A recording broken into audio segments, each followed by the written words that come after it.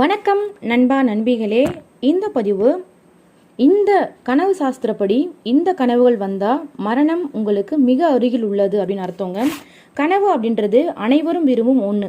ஏனில் கனவுல நம் ஆசைப்படும் வாழ்க்கையை நமக்கு வழங்க வல்லது. நம்ம எப்படிலாம் இருக்கணும்னு நினைக்கிறோமோ அப்படிலாம் கனவு நம்ம நிஜ வாழ்க்கையில் இருக்க முடியாத விஷயத்த கூட கனவுல இருக்க முடியும். நமக்கு என்ன கனவு வரணுன்றது நம்ம கையில் கிடையாது. சில சமயம் நாம் கனவுல பார்த்து சில நாட்களுக்கு பிறகு நிஜத்தில் நடக்கிறது நம்ம கண் கூட பார்ப்போம்.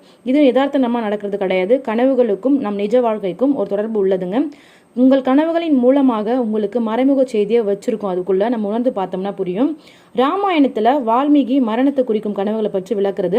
அதாவது அதன்படி தசரதர் இறப்பிற்கு முன் பரதன் அவரோட மரணத்தை முன்கூட்டியே கண்டாராம். இதே போல மரணத்தை முன்கூட்டியே காண ஒரு சில அறிகுறிகள் சாஸ்திரங்கள் சொல்றது.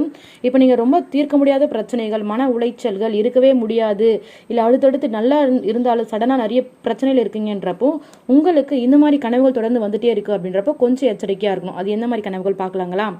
மரணத்தின் அறிகுறிகள் ரெண்டு வகையா இருக்குங்க. ஒன்று தொலைதூர நெருக்கமா ரெண்டு இருக்கும்.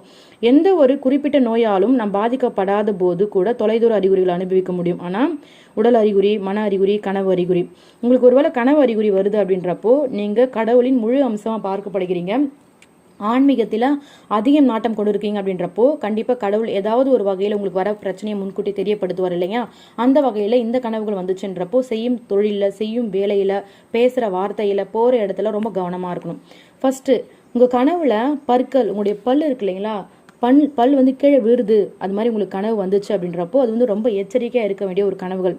உங்களுக்கு பிடிச்சவங்களுக்கோ உங்களுக்கோ மிகவும் நெருக்கமானவங்களுக்கோ யாருக்காக இருந்தாலும் இந்த பல் வலி, நம்ம தூங்கும் பொழுது இந்த பல்லு விழற மாதிரியோ டக்குன்னு கொட்டி அந்த பல்லு இருக்கிற இடம் காலியாக இருக்க மாதிரி உங்களுக்கு கனவு வந்துச்சுன்னா அது ரொம்ப எச்சரிக்கையாக இருக்க வேண்டிய கனவு. இது மோசமான கனவுன்னு கூட சொல்லுவாங்க. இந்த கனவுகள் வந்தால் ரொம்ப ரொம்ப ஆபத்தை ஏற்படுத்தும். ரொம்ப எச்சரிக்கையாக இருக்கணும். ரெண்டாவது, பல ஆண்டுகளாக கருப்பு பூனைகள் மந்திரவாதிகள் மர்மத்துடன் தொடர்புடையதாக கருதப்படுது. கருப்பு பூனைகள் உங்கள் கனவுல வருது அப்படின்றப்போ அது பாதுகாப்பு இல்லாதது, அது வந்து ஒரு பயம் குறிச்சது, அது துர்சக்திகளோட ஒரு நேரடியான தாக்கம் கொண்டது. அதனால கருப்பு பூனைகள் ஒத்தையாவோ ரெட்டையாவோ கூட்டமாகவோ ஏதோ ஒரு இடத்துலையோ உங்கள் வீட்லையோ எங்கேயோ ஒரு மூலையில் உட்காந்துருக்க மாதிரியும் இந்த கருப்பு பூனை மட்டும் கனவுல வந்தால் அது ஒரு மோசமான ஆபத்தை குறிக்குதுங்க. மூணாவது, கருப்பு அப்படின்றது வந்து மயக்கமான ஆபத்து, மர்மம், இருள், மரணம், துக்கம், நிராகரிப்பு, வெறுப்பு, அது மாதிரி இந்த அனைத்து தன்மைகளும் கருப்புன்ற ஒரு வார்த்தை குறிக்குது. உங்கள் மனசுக்குள்ள ஏதாவது ஒரு மூலையில் ஏதாவது ஒரு இடத்துல இருக்கீங்க, அங்கே ஃபுல்லாக இருள் சூழ்ந்து இருக்குது, ஒரு துளி வெளிச்சம் கூட இல்லை. இந்த மாதிரி கனவுகள் வந்தால் நீங்கள் ரொம்ப ரொம்ப எச்சரிக்கையாக இருக்கணும். அது உங்களுக்கு ஏதோ ஒன்று தெரியப்படுத்துறதுக்காக வருது. அதே மாதிரி மரண எச்சரிக்கை அப்படின்னு சொல்லப்படுறது வந்து கிட்டத்தட்ட வெளிப்படையின் தோற்றமாக இருக்கும். ஒரு காக்கை வந்து கனவுல வர்றது, பிற கருப்பு இறகுகள் கொண்ட பறவைகள் கனவுல வர்றது.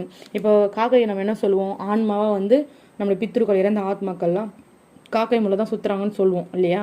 அந்த மாதிரி காக்கை கருப்பு ரெக்கையோட கருப்பு பறவைகள் கனவுல வருது அப்படின்றப்போ அது வந்து கொஞ்சம் எச்சரிக்கையாக இருக்கணும்னு அர்த்தங்க. அடுத்து, கனவுல நீங்கள் பாலூட்டும் குழந்தை வந்து தொடர்ந்து அழுதுகிட்டே இருக்கிற மாதிரி ஒரு கனவு வந்துட்டே இருக்கு அப்படின்றப்போ அது ஒரு நல்ல கனவே கிடையாது. ரொம்ப துர்மரணமான ஒரு அதாவது உங்கள் வீட்டில் ஏதோ கெட்டது நடக்க போகுதுன்றதுக்கான ஒரு கனவு.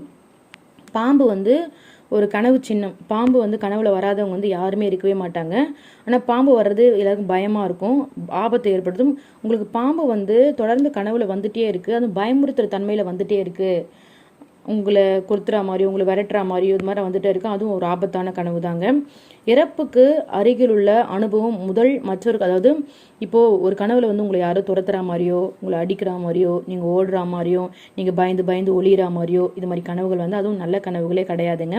ஒரு மாதிரி தண்ணி ஃபுல்லாக இருக்குது, அந்த தண்ணியில் திடீர்னு நீங்கள் மூழ்கிற மாதிரி ஒரு கனவு வருது, கை மட்டும்தான் மேலே தெரியுது, அலை வந்து உங்களை அடிச்சுட்டு போகிற மாதிரி, அதாவது ஃபுல்லாக முழுகிட்டீங்க, ஜஸ்ட்டு கை மட்டும் தான் மேலே இருக்குது, தலையெல்லாம் ஃபுல்லாக முழுகுது அப்படின்றப்போ இதுவும் உங்களுடைய ஆபத்தான ஒரு கனவாக இருக்குங்க.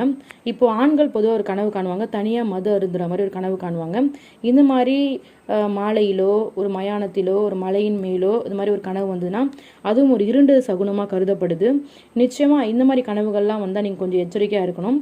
இன்னொரு விஷயம் சொல்கிறேன், ஏதாவது உங்கள் வீட்டில் வந்து ஒரு சுபகாரியம் பேசிகிட்டு இருக்கீங்க, அப்படின்றப்போ அந்த டைமு ஒரு ஒரு நல்ல அழகான ஒரு மண்டபத்தில் திடீர்னு ஒரு விளக்கு அணிகிற மாதிரி, ஒரு கோவிலில் ஒரு விளக்கு அணிகிற மாதிரி, யாராவது ஏறி ஒரு விளக்கு போயிட்டு அணைக்கிற மாதிரி, இது மாதிரி ஒரு கனவுகள் வந்துன்னா கூட அந்த நபருக்கு வாழ்க்கையில் மிகப்பெரிய பிரச்சனை ஏற்பட போகுது, அவங்க ரொம்ப நீங்கள் உஷாராக கவனமாக பார்த்துக்கணுன்றதுக்கான ஒரு அறிகுறி. இப்போ நான் சொன்ன கனவுகள்லாம் உங்களை பயமுத்துறதுக்காகவோ உங்களுக்கு தோல்வி ஏற்படுத்துறதுக்காகவோ நெகட்டிவ் வைப்ரேஷன் கொடுக்கறதுக்காகவோ கிடையவே கிடையாதுங்க. இந்த மாதிரி கனவுகள் வரவங்களாம் யார், அதாவது உங்ககிட்ட தெய்வ நடமாட்டம் அதிகமாக இருக்குது, உங்களை சுற்றி தெய்வ சக்தி அதிகமாக இருக்குன்றவங்களுக்கு இந்த மாதிரி கனவுகள் கண்டிப்பாக உங்களுக்கு பிரச்சனை வரதுக்கு முன்னாடி வரும். இது மாதிரி வந்துச்சுன்னா உங்கள் குலதெய்வ கோயிலுக்கு போயிட்டு வழிபாடு செஞ்சுட்டு வாங்க. உங்களோட ஜாதகம் இருக்கு இல்லையா, அதை எடுத்துகிட்டு போய் ஒரு இடத்துல காட்டி உங்களுக்கு நேரம் காலம் எப்படி இருக்குது, என்ன மாதிரி பரிகாரங்கள் இதில் சரி பண்ண முடியுன்றதை பண்ணிங்கன்னா உங்கள் வாழ்க்கை ரொம்ப சிறப்பாக இருக்குங்க. ரொம்ப டக்குன்னு பார்த்து பயப்படக்கூடாது, அது எப்படி சரி பண்ணலாம் அப்படின்ற மாதிரி தான் நீங்கள் யோசிக்கணும். கனவுகள் அப்படின்றது நிஜ வாழ்க்கையில் நடக்கக்கூடிய விஷயங்கள் நிச்சயமாக நடக்கும். இன்னும் ஒரு சில பேருக்கு ஒரு சில கனவுகள் வந்து மனசு வந்துச்சுன்னா மனசு இறுக்கமாயிடும், ரொம்ப சோகமாயிடும், ரொம்ப கஷ்டமாயிடும், ஒரு சாப்பாடு கூட சாப்பிடவே முடியாது, ரொம்ப அழுத்தமாயிடும். அந்த மாதிரி கனவுகள் வந்து அடுத்தடுத்து நீங்கள் அடுத்தடுத்த விஷயங்கள் கண்டிப்பாக குலதெய்வ கோயிலுக்கு ஒரு முறையாச்சும் போகணும். இல்லை பக்கத்தில் இருக்க சிவன் கோயிலோ அம்மன் கோவிலோ ஆஞ்சநேயர் கோயிலோ எங்கேயோ போயிட்டு சின்ன ஒரு கருப்பு கயிறு கால்லையும் கைத்துலையும் கையிலையோ ஏதோ ஒரு இடத்துல வந்து 9 முடிச்சு போட்டு கட்டிக்கணும். இது மாதிரி பண்ணுறதுக்கும் நல்லது. அங்கே இருக்கிற சாமிக்கு ஒரு அர்ச்சனை பண்ணுறது, ஜஸ்ட் எல்லாரும் குடும்பமாக போயிட்டு ஒரு கோயிலுக்கு போயிட்டு வருது, இது மாதிரி ஒரு விஷயங்கள் பண்ணிங்கன்னா அந்த கனவுகள் உங்களுக்கு பலிக்காமல் போகும். நல்ல கனவுகளை எல்லார்கிட்டையும் சொல்லக்கூடாது பழிக்கணும்னா. இது மாதிரி கெட்ட கனவுகள் வந்துச்சுன்றப்ப 3 பேருக்கு மேலே அடுத்தவங்கிட்ட நீங்கள் சொல்லிகிட்டே இருங்க. நீங்கள் சொல்ல அந்த கனவுகள் வந்து உங்களுக்கு பழிக்காமல் போகும். சரிங்களா? கனவு அப்படின்றது வந்து ஆழ் மனதோட எதிர்மறையான தாக்கம். நீங்கள் வந்து எப்பவுமே நெகட்டிவாக யோசிச்சுட்டு இருக்கீங்க, தப்பாக சிந்திச்சுட்டு இருக்கீங்க, நான் நல்லாவே வாழ மாட்டேன், எனக்கு கஷ்டம் மட்டும்தான் இருக்கும், எனக்கு சந்தோஷம் மட்டும்தான் இருக்காது, எனக்கு ஒரு நிம்மதியே இல்லை, எனக்கு எதுவுமே சரியாக அமையவே இல்லை, நான் ஒரு சரியான ஆளே கிடையாது, சந்தோஷமாக இருக்கிறவங்களே சந்தோஷமாக இருந்துட்டு இருக்காங்க, என்னால் எதுக்கு வாழறேனே தெரில, இந்த மாதிரி வார்த்தைகளை நீங்கள் நிறைய பயன்படுத்துறீங்க அப்படின்றப்போ, இதையே நீங்கள் மனசுக்குள்ள நிறைய யோசிச்சுட்டு இருக்கீங்க அப்படின்றப்போ, நம்ம ஆழ் மனசு இருக்கு இல்லைங்களா, அது வந்து ஒரு குழந்தை மாதிரி, நம்ம எதை சொல்கிறோமோ அதை தான் அது ஏற்றுக்கும். அதனால நீங்கள் இந்த மாதிரி வார்த்தை சொல்லிகிட்டே இருந்தீங்கன்னா நல்லது நடக்கிறது கூட உங்களுக்கு நடக்காமே போயிடும். எப்பவுமே நல்லபடியாக யோசிங்க, நல்லபடியாக சிந்திங்க, ரொம்ப ஹாப்பியாக இருங்க. எந்த பிரச்சனை வந்தாலும் பார்த்துக்கலாம், சரி பண்ணலான்னு யோசிங்க. கனவுகள் வந்தால் பயப்படாதீங்க.